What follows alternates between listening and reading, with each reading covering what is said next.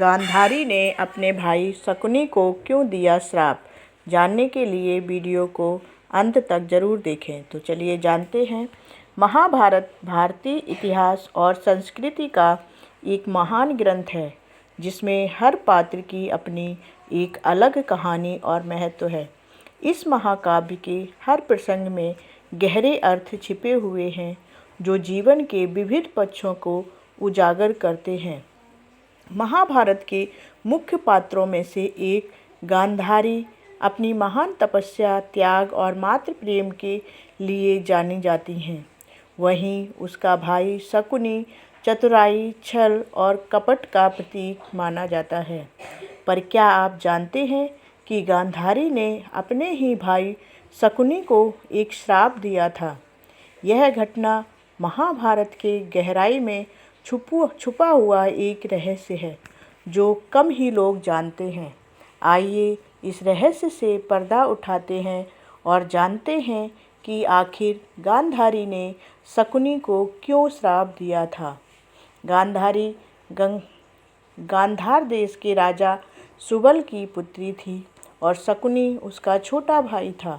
गांधारी को कुरु वंश के अंधे राजकुमार धृतराष्ट्र के साथ विवाह के लिए चुना गया था। अपनी नियति को स्वीकार करते हुए गांधारी ने विवाह के बाद अपनी आँखों पर पट्टी बांध ली, ताकि वह अपने पति के दुख को समझ सकें और जीवन भर उसी के समान रह सकें। शकुनी अपनी बहन गांधारी से अत्यधिक प्रेम करता था। जब उसे पता चला कि उसकी बहन का विवाह एक अंधे व्यक्ति से हो रहा है, तो वह इस निर्णय से बहुत दुखी और क्रोधित हुआ। उसे यह विवाह अन्यायपूर्ण लगा और उसने कुरु वंश से बदला लेने का प्रण लिया। यही प्रण आगे चलकर महाभारत के विनाशकारी युद्ध का एक मुख्य कारण बना।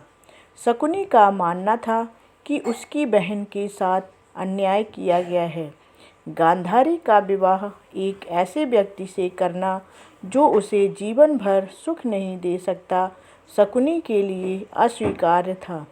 उसके मन में कुरुवंश के प्रति घृणा और प्रतिशोध की भावना जाग गई।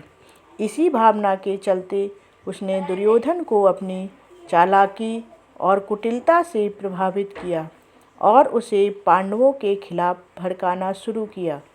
शकुनी ने कौरवों के दरबार में रहते हुए धीरे धीरे अपने षड्यंत्रों का जाल बिछाना शुरू किया। उसने जुए के खेल के माध्यम से पांडवों को धोखे से हरवाया, उन्हें वनवास और अज्ञातवास के लिए मजबूर किया और अंततः महाभारत के महायुद्ध की नींव रखी। गांधारी एक धर्मपरायण और तपस्विनी स्त्री थी। उसने अपने पूरे जीवन में सतीत्व, त्याग और सत्य का पालन किया था। अपने पुत्रों के प्रति उसका प्रेम असीम था, परंतु वह हमेशा अधर्म के पक्ष में खड़ी रहती थी।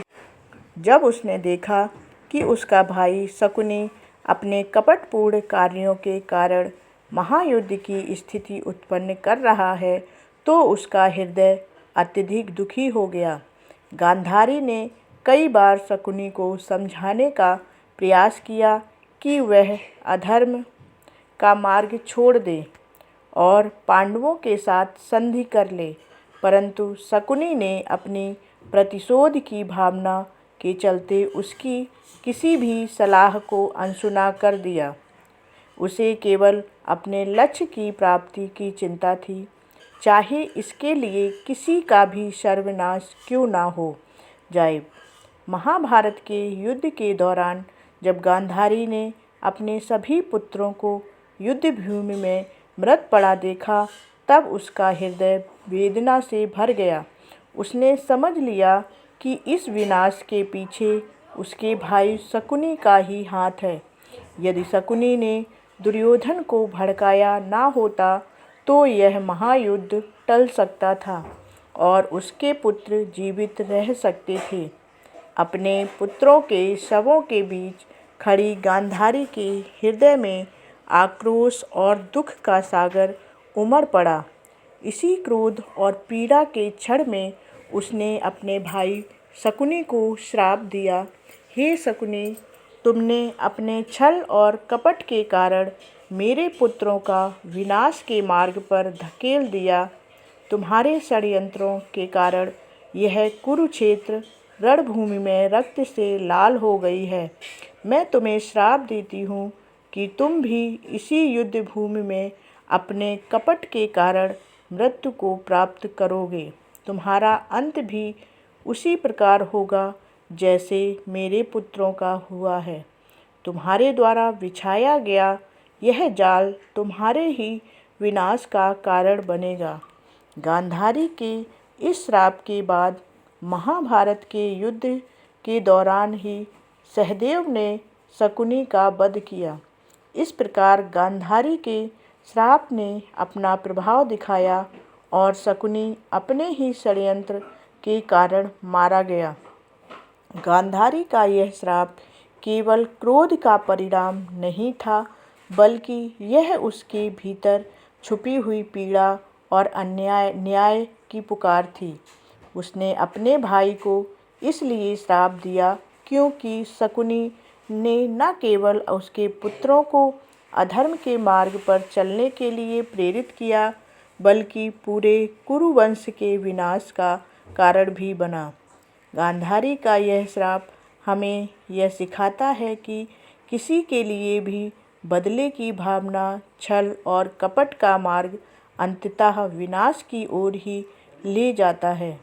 शकुनी ने अपनी बहन के साथ हुए अन्याय का बदला लेने के लिए एक ऐसी आग भड़काई जिसने अंततः उसी को भी भस्म कर दिया। गांधारी और शकुनी के इस प्रसंग से हमें जीवन में कई महत्वपूर्ण शिक्षाएं मिलती हैं। बदले की भावना का अंत विनाशकारी होता है।